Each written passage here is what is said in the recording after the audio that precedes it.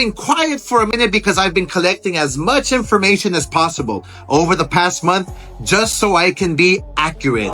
And it's finally time to unleash the facts. No one ever dogged Yes, sir. Oscar De La Hoya the way Floyd did. Every single press conference, he treated him like he was a...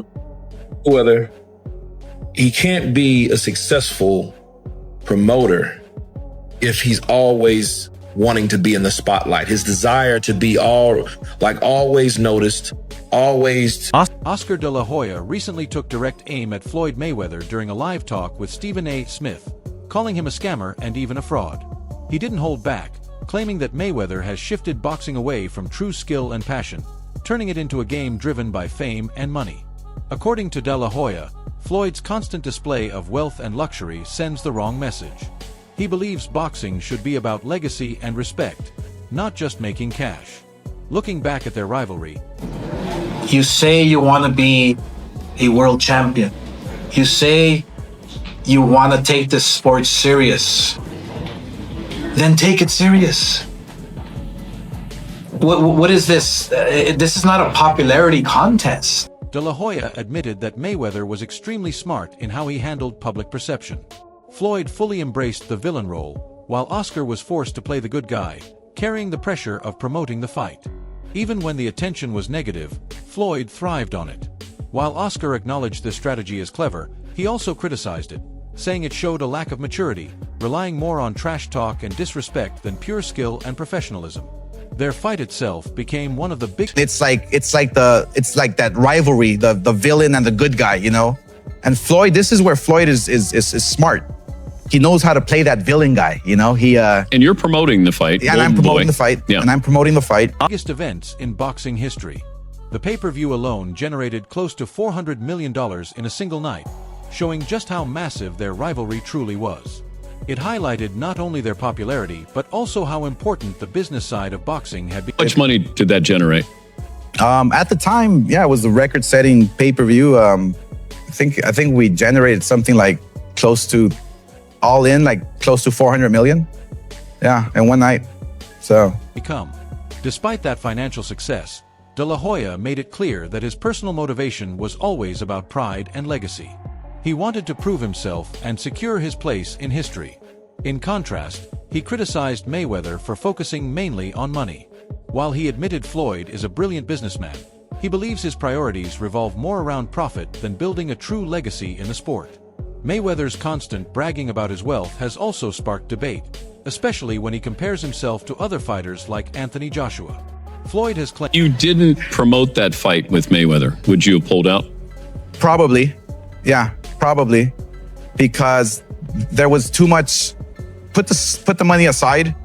For me, it's about pride. For me, it was about, you know, man, I want to have a winning chance here. Claimed that he doesn't need massive crowds or millions of viewers to generate huge revenue, pointing to his own fights as proof. While that may be true financially, many analysts argue that his obsession with money takes attention away from his achievements inside the ring. Some experts even see this behavior as a sign of insecurity. They believe Mayweather's constant comparisons, especially when it comes to money, make him sound defensive, as if he's always trying to prove he's still the biggest name in boxing. This focus on wealth has led many to question what truly drives him. At the same time, Floyd has never been one to give De La Hoya much credit. Even though Oscar was... And, I guess, his... Because, he talks about his money a lot, so he compared, like, I guess, his fight with Pacquiao to Anthony Joshua, and he was saying, like, basically... they didn't need 100,000 or 90,000 people to do X amount of dollars. Here, I'm gonna let you listen to it. Here's what he had to say verbatim. Here's what Floyd said about Anthony Joshua. Talk about that. I was in the Guinness Book of World Record for breaking all the records. You didn't tell him that? Of course you have. for generating billions in the sport of boxing, that or having the fastest sellout crowd. But those guys done.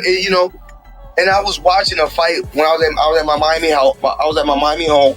I was watching a fight with Briscoe and the guy.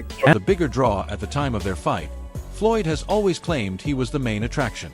He has repeatedly defended his legacy, calling himself the best fighter in boxing history and dismissing critics, including De La Hoya's performance in their bout, which Floyd won by split decision. De La Hoya, however, remembers things differently. He revealed that after the fight, Floyd's own father, Floyd Mayweather Jr., told him that Oscar had actually done enough to win. He also pointed out that their contract included a rematch clause. And they said that this is electrifying, sort of like the Pacquiao and Mayweather. And I said, well, we didn't have to have all those hundreds of thousands to do a $74 million game. So, and like I said before, but those guys put on a hell of a show. Like I said before, you know, I'm just on another planet. And you definitely know, because you've been around for years, and you see the same thing over and over and over. All right, so there you have it. Mayweather basically saying that, you know, he's on another planet and all this stuff, and that, you know, they didn't need 90,000 people and all this stuff. But, I mean, let's look at it like this. Jealousy, I noticed from Floyd, and it shouldn't be that way, because Floyd, you know, regardless of what I have to say about his career, I have my opinions on it. You know, he was a A-level fighter.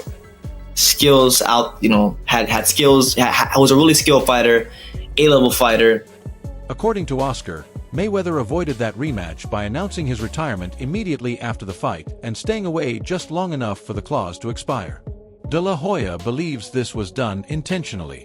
Another criticism. We welcome into SportsCenter the former #1 pound-for-pound fighter in the world, Floyd Mayweather. Floyd, welcome back. We've missed you, Floyd. Hey, how you doing? I'm not no former #1 pound-for-pound fighter. I'm just saying I'm the best fighter in the sport of boxing. No one has dethroned me, so how am I not pound-for-pound the best fighter in the world? You tell me.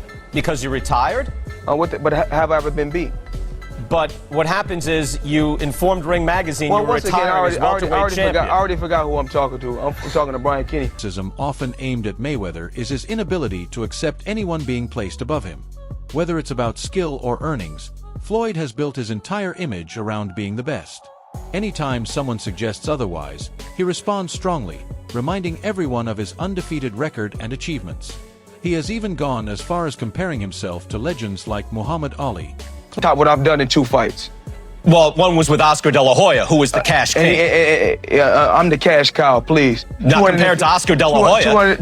Have you drawn as much as Oscar De La Hoya in pay-per-view, Floyd? De La Hoya been on pay-per-view 1,000 times. It took me two times, 3.5 million homes. Me, Floyd Mayweather. No, with Oscar De La Hoya, though.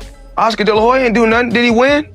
It was a split decision loss, as a matter of fact. Come on, man. But it was with him. Once again, like I said before, once again, we're talking to Brian Kinney, a man of many traits, a master of nothing. Floyd, you waited over a year to come back. Why not wait one more weekend until Pacquiao and Hatton was over and we knew the winner? I don't have to wait for nobody. Claiming to be on a higher level, De La Hoya strongly disagrees, calling Floyd one of the most overrated fighters in history. He argues that while Mayweather faced skilled opponents, they didn't carry the same historical impact as those faced by fighters like Ali. In his view, carefully selecting fights and maintaining an undefeated record doesn't fully define greatness. The criticism doesn't stop there. De La Hoya has also spoken out about Mayweather's exhibition fights, especially his bout with Logan Paul. While these events bring in massive money, Oscar... As a fighter, you know, deep down inside, you know if you win or you lose. Did you know? I felt that I won. I felt that it can go either way, especially when Mayweather's father came straight at me and he goes, Oscar, you beat my son. Wait, he told you right after the fight? Oh, yeah. So, a funny story about that, too. We had a rematch clause in our contract. This is something I negotiated as well. Because if he beats me, I get a rematch. It was a 1-year clause. Guess what he did? He retired for 1 year and 1 day. Are you joking? No. True story. Nobody knows this, but it's in the contract. What? So how often did you guys try to get another thing going? It was always no, not interested. No, not interested. Yeah, not interested. I'm retiring. I'm out of the sport. But sure enough, a day after that contract was over, he announces his unretirement. Believes they move boxing further away from its core values. He argues that these fights focus more on entertainment and celebrity appeal rather than true competition and skill. According to De La Hoya, this approach turns boxing into a spectacle instead of a sport built on honor and discipline. He believes Floyd is taking advantage of social media popularity and large audiences to generate profit, even while criticizing younger fighters like Ryan Garcia for similar reasons. To Oscar, this reflects a clear double standard. Beyond his fighting career, analysts have also questioned Mayweather's role as a promoter. They argue that his constant need to stay in the spotlight. Did I not beat the most world champions? Yes, you did. Okay. In the least amount of fights? Yes, you did. Who got the highest gate? Floyd Mayweather. Who made the most money? You did. Who was the most accurate fighter of all time? You were. So it's basically saying that... The greatest of all time. Okay. All right. Makes it difficult for him to truly support and develop other fighters. Names like Gervonta Davis and Adrian Broner are often mentioned in this discussion, with critics suggesting that Floyd's presence sometimes overshadows their growth. His exhibition fights and focus on personal branding further reinforce this idea. While they bring in millions, they do little to build the sport or strengthen his reputation as a promoter. Critics believe he prioritizes his own image over the long-term success of boxing and the fighters he represents. In the end, the rivalry between De La Hoya and Mayweather goes far beyond the ring. It represents two completely different philosophies, one focused on legacy, respect, and history, and the other centered on business, money. Who's an overrated boxer? Well, you don't want to get in trouble here. I don't mind. All right. Overrated boxer, fighter, most overrated, Floyd Mayweather Jr. Really? Yes. He's not a great boxer. No, he is a great, but his resume is not one like Sugar Ray Leonard or one like Muhammad Ali. Those words didn't just cut through the tension, they sliced through it with surgical precision. Sean Strickland didn't just glance at Khamzat Chimaev during that face-off. He locked onto his eyes and actually laughed. And not just any laugh. This was genuine, unfiltered laughter directed straight at one of the most feared fighters in the sport.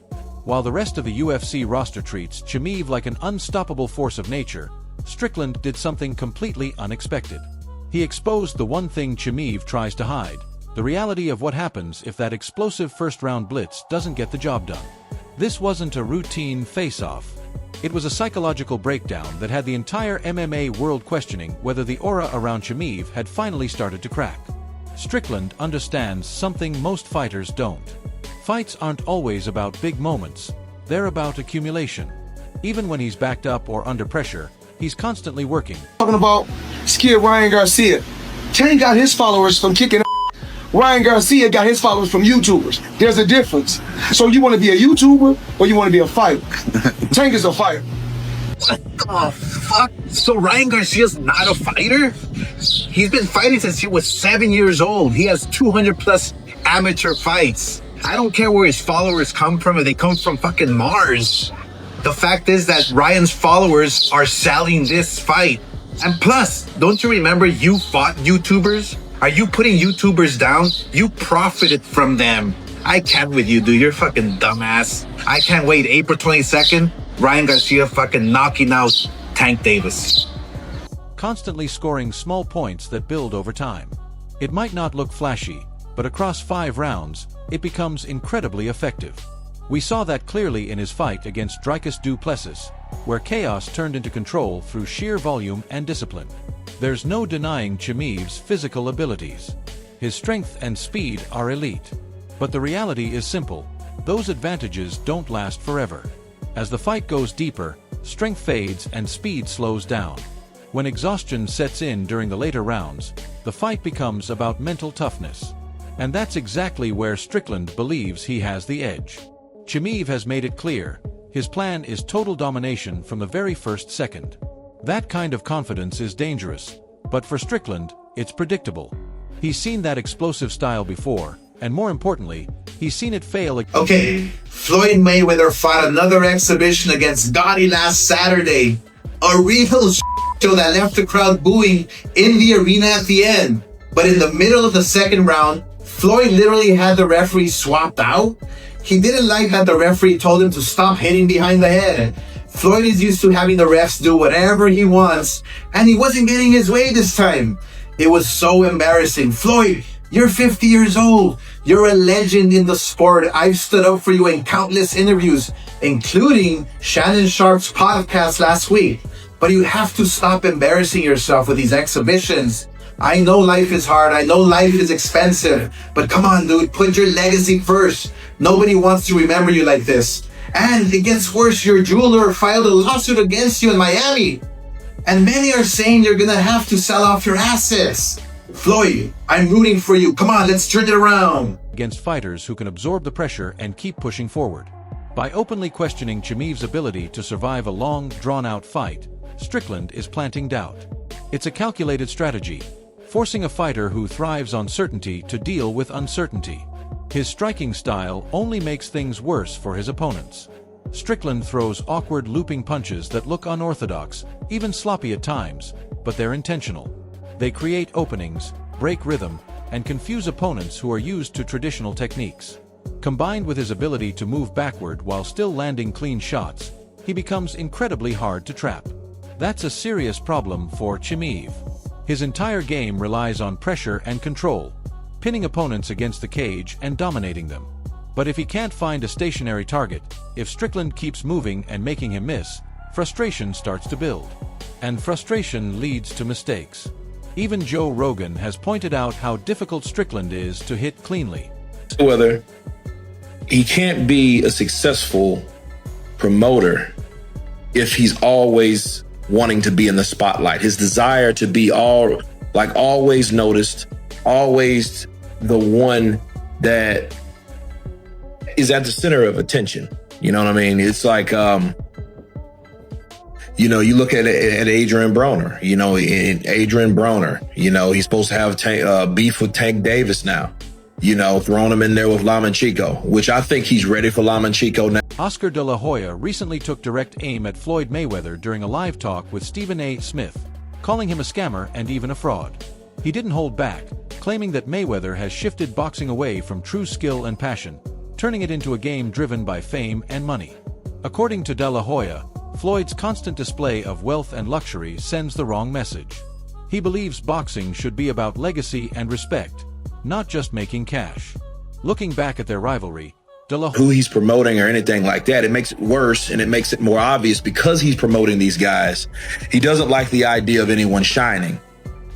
And that's the egotistical mindset of Floyd Mayweather Jr. He's always going to be that person. Not too long ago when Andre Ward was still fighting, and this was like a year and a half ago, he had words to say about Andre Ward, and Andre Ward's a stand-up guy.